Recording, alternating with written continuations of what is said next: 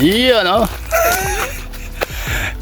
Panibagong araw, panibagong vlog na naman tayo, no? For this 2026, ito pinaka first na unang video ko pala, no? Na-share sa inyo. Sobrang alam niyo naman. Oo nga pala, no? At mamaya makita nyo yung kung sino kasama ko pupuntang bukid, no? Alam niyo yung sino. Kaya may nakita tayo doon ng kalabaw, no? Isingit ko lang sa excuse me po. Sikit lang po sa video, no? Pinakagitna siguro mamaya. Iyan ko siya, no? Yung kung anong mayroon. I-click mo lang siya doon sa pinakagitna kaya mayroon ng kalabaw. Kasi so yun ang kasama ko. Pag umakyat ng bukid, iniiwan ko siya doon pasaway. Medyo gusto niya lumamon ng lumamon. Wala pa raw laman yung kabilang part ng yan niya. Kaya ang ginawa niya, nagpaiwan siya. At ako naman, patuloy ako. Pawis na pawis. Sobrang sobrang layo. Yung pala, may love shoutout sa inyo lahat. Matangkilik ng aking munting YouTube channel. Yun ang masabi ko sa inyo. Iyan, hindi papayag si paring Tisoy na maiwan siya, no, sa palayan kundi gusto sumama papuntang bukid. Hindi na medyo nananta yung yung kalabaw. Ngayon naman si Tisoy naman ay nag-stop over na tayo dito para gusto pa magkaroon pa ng laman yung kabilang part ng ng katawan niya. Gusto niya talaga na mabusog siya, no? Yan, no? At tabi lang muna to ng bundok, na, pero may daanan dito sa harapan ko. Kaya wait natin hanggang mabusog siya. Ay on the way tayo papuntang Nyugan. Habang pupunta tayo ng bundok, no, ang tataas, no. Marami tayong madadaanan dito, pero kakaiba nito. At meron tayong naligaw na kalabaw, no. Yun siya. Titig na titig, oh. Kakaiba na, no? Sa kilid ng bundok siya, ng sapanan. Medyo sapanan siya. Yun ang marami nung tawag yun. Yung maliliit na kuwiba, no? Daanan niya papuntang bukid, no? Pero hindi tayo mag-shortcut at ikot tayo sa tamang daan, eh. Gusto ko lang makita na kung may ano talaga dito. At sa lugar namin, may makita pag madaanan kapag on the way ka sa bukid, no? Ayan, no, maliit pa siya pero matibay ang niya, no? Kain na ng kain ay totoo na talaga, no? Marami nang nguling to sa amin, no? At ang mayari nito yung ng kalabaw, yung tao namin nag-uuling. Sige, yan lang muna at patuloy tayo aakyat ng bukid, no? Sa mga Nyugan doon. Yun, tuloy yung pag-vlog, no? At baliktad lang yung camera. At sabi ko sa inyo, no? At ito tayo sa gitna ng bukid. Kung anong mayroon, no? Titingnan natin kung may pwede pa i-harvest yung mga bunga ng nyug, no? For almost a month, a year 2025 ang huli kong umakyat dito. Tapos ang nakita ko parang hindi pa siya totally pwede harvestin. Ang sikip na nga ng daanan, no? Pero ang nyugan natin doon, no? Kaya yun ang pakay ko dito para matingnan kung may mapakinabangan pang bunga o hiba nag-harvest. Okay lang po yun, no? Kapakinabangan, walang problema, no? Alam niyo po, no, ang nyugan to malayo po sa amin to. Medyo mabulubundukin, no? At ayun, no, ang daming bunga pala. Yan. Doon pa lang daming bunga, no? Mga siguro yun, mga 30 peraso yun. Pero alanganin pa. Yun, ebidensya talaga na yun, no? Yung tubo, no? May mga tubo na ng nyug. Yun, at ang nakita natin, ang daming bunga. Ayan lang, paumpisa pa lang yung bunga niya. Yung mga tuyot na, parang wala na akong nakita, oh. Naunahan tayo. Yan, oh. Wow. Sayang, no? Kung may time, ipunin ko yan para i-replan ko uli yan talaga. Basta maganda siya. May maganda siyang tubo na alam ko talaga na pwede i-replan. Pero hindi pwede ay hinayaan na lang. No? Yan, daming bunga oh. Wow. Ayun, may bunga siya. Biglang dumaming bunga niya oh. Praise God. Grabe. Yan mga tubo. At alam niyo no, mga kapartner no. Pag ganito siya, no, hindi siya magandang itanim. Kung ganito, tumubo siya mismo sa yon. Iba talagang tumubo ng ganun mga partner. Yun, nilapit sa inyo yan. Maganda po yun, no? Sa gilid siya. Buang ibig sabihin, hindi siya sa pinaka ganito niya. Yan, tip ko lang sa inyo yun ha. Kasi sa mga nagnonyog, alam nila yun. Kapag dito tumubo yun, sa gitna, maganda-ganda daw yun. No? Base ako yun sa mga eksperto na magtanim ng mga nyug no? Okay no? Yun lang ang tip ko sa inyo ngayon. Nyuga naman to ay mumuba tayo ng konti no? At medyo mahaba-haba ang video to pero pilitin ko nga i-edit ng maiksi. Siyang pakay lang natin to ay titingnan lang yung bunga ng mga nyugan dito sa amin no? Sobrang busy hindi napuntahan. May mga daanan man talaga doon na dumidiretso doon sa kabilang bukid pero masikip masyado kaya move tayo ng konti no?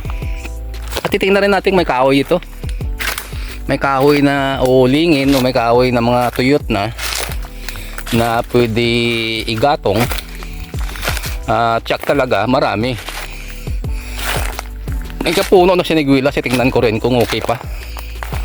Marami ang tinatanim dito ng mga prutas. Katulad ng papaya, mga siniguelas, no? Mga duwat. Pero season naman per season, mga pinya, yun, mga wild, mga pineapple, no? Yung siniguelas, no? Medyo wala pang bunga. Alam ko ang bunga nun ano siya May o June no? Yun, makita natin talaga yung mga kahoy ito no? Pero kamaya balikan natin ng nyugan sa pinakalabas nan tayo nag-inspeksyon no? Nag-check no? Yun no? May mga kahoy pa. Yun, may mga damo pa naman, mga puno ng pinya. Yun lang no? At di tayo pabalik tayo ngayon doon. Nandito lang tayo sa pinaka malapit sa gitna no? May mga damo rin pala no? Yun no? Dalayin ko si Tisoy dito kung may time talaga no? Layo masyado, malayo kung mag shortcut ka, daming tinik ng sibukaw.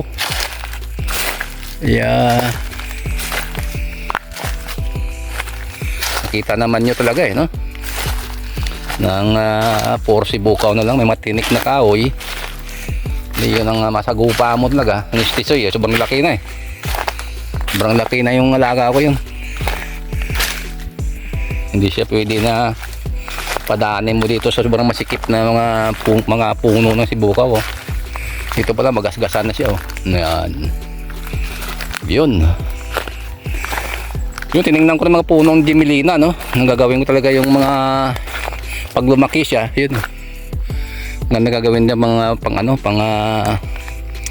tawag dyan,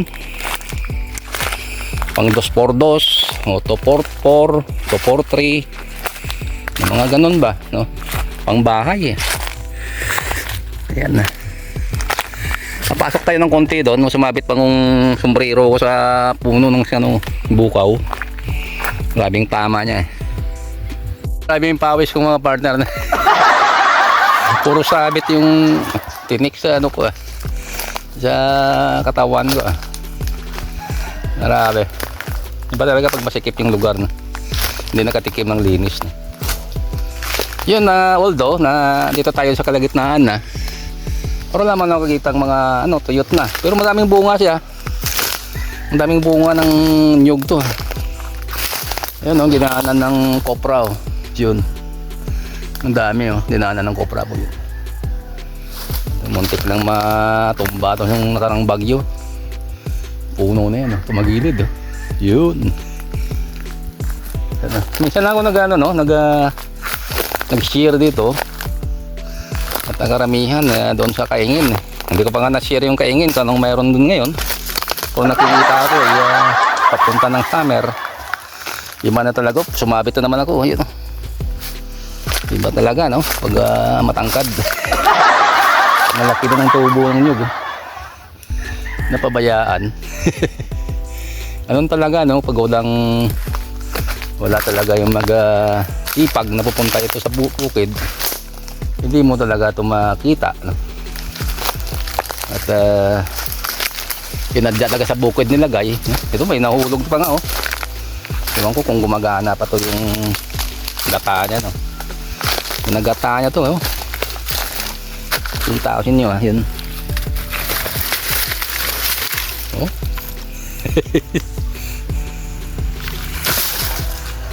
parang hindi na hindi na siya tawag yun magalaw sa loob ng tubig. Siguro may laman na yun yun although nakita ko ng mga bunga mo dami. Wala akong nakita ito lang bunga, karamihan may bunga siya. Kang daming bunga. Kakaiba na Florica Berena nung nakaraan na El Nino wala El Nino to kataginit. Recover na siya.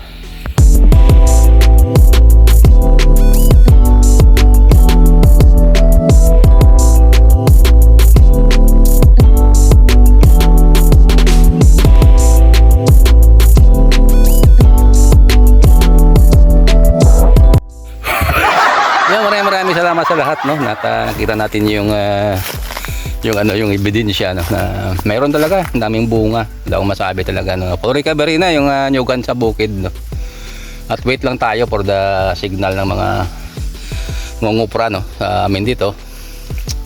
At nakaraan nga may tinanong niya ako na kung mayroon na, sabi ko puntahan nyo na lang, pero na-wait ko pa rin siya hanggang ngayon. Wala pa rin.